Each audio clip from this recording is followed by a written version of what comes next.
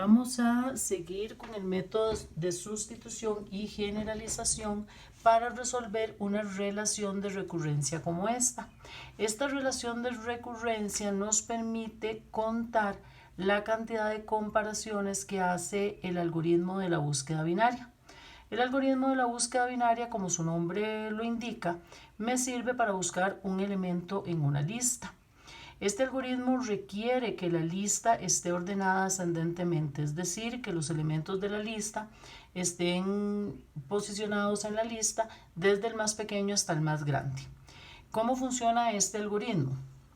Este algoritmo funciona de la siguiente manera. Si tengo que buscar el elemento E, entonces lo comparo con el elemento que está en la posición central de la lista. Si el elemento E es igual al elemento que está en la posición central de la lista, entonces el algoritmo termina diciendo el elemento E sí está en la lista. Ese es el mejor caso, ese es un buen caso. Cuando yo me encuentro un elemento en la posición central de la lista, pues tengo el mejor caso y ese no me interesa analizarlo.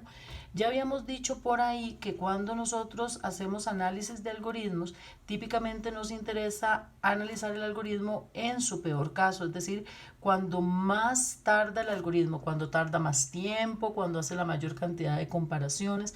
Vean que si el elemento E estuviera en la posición central de la lista, hace una comparación y el algoritmo termina. Eso no me interesa.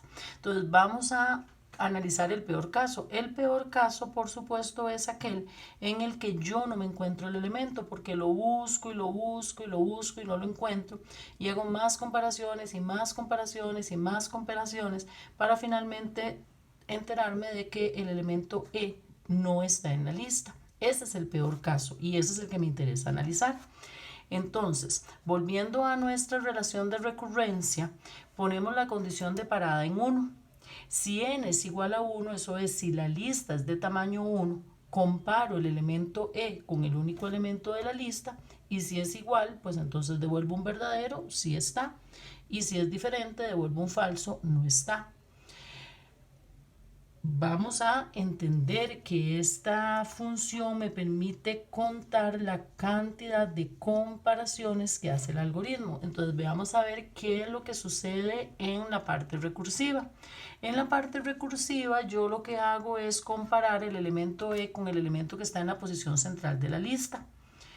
Si es igual, termino, pero ese es el mejor caso, ese es un buen caso y no me interesa considerarlo. Voy a suponer que hago la comparación, es una comparación, y me doy cuenta que el elemento E no es igual al elemento que está en la posición central de la lista.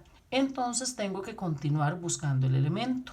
Ahora tengo que preguntar si el elemento es menor estricto que el elemento que está en la posición central de la lista, que el elemento E, que es el que estoy buscando, si es menor estricto que el elemento que está en la posición central de la lista. Vean que entonces estoy haciendo una segunda comparación. Primero pregunto que si es igual.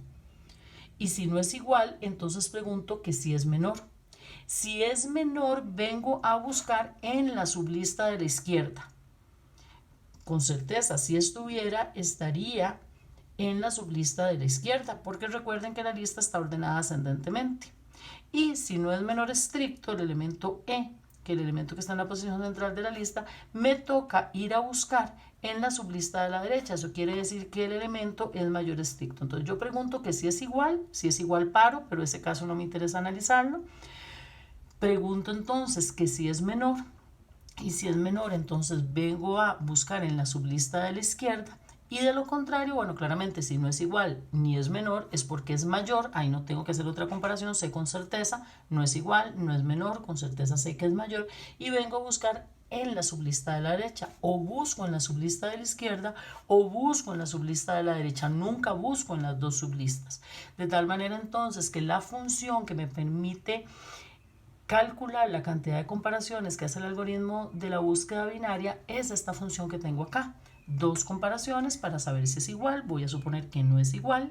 Otra comparación para saber si es menor estricto, en cuyo caso vendría a buscar solo en la sublista de la izquierda y por lo tanto tengo que resolver un subproblema de tamaño n medios. Y si no fuera menor es porque es mayor, ahí no tengo ya que hacer otra pregunta. De nuevo, sé que si no es igual ni es menor es porque es mayor. Y vengo a buscar entonces en la sublista de la derecha. O busco en la sublista de la izquierda o busco en la sublista de la derecha. Es decir, para resolver un problema de tamaño n, siempre habrá que resolver un único subproblema de tamaño n medios. De tal manera entonces que nuestra función es esta que ustedes ven acá. Si queremos resolver esa función, entonces, usando el método de sustitución y generalización, como ustedes saben, nos traemos la parte recursiva y hacemos una primera sustitución. Y decimos f de n es igual a 2 más f de n medios. Y f de n medios será 2 más f de n cuartos. N medios entre 2, o sea, n cuartos.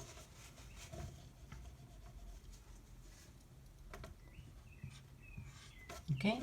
Sustituimos o simplificamos a la derecha y lo que tendremos es 4 más f de n cuartos. Hacemos una sustitución más y tendríamos 4 más f de n cuartos, y f de n cuartos es 2 más f de n cuartos entre 2, n octavos. Simplificamos y decimos 6 más f de n octavos.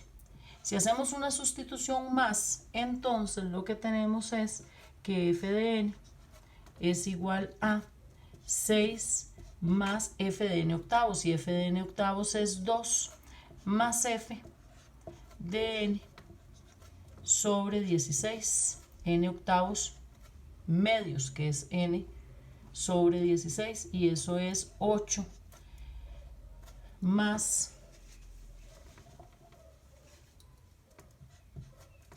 f de n sobre 16. Estamos listos ya para hacer la generalización y tendríamos entonces que f de n es, vean aquí la primera parte, digamos que es un poquitito más complicada de resolver. 2, 4, 6, 8, la próxima vez tendremos un 10, etcétera. ¿Ok?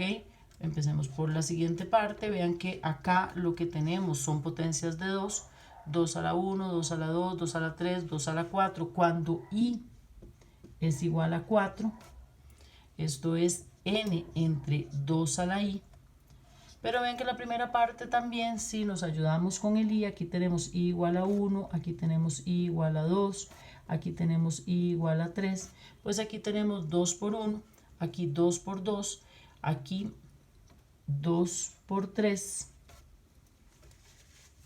vamos a arreglar esto, 2 por 3, y aquí 2 por 4, eso quiere decir que tenemos 2 por i, ¿ok? Entonces ya tenemos la generalización, f de n es igual a 2 por i más f de n entre 2 a la i, ¿ok?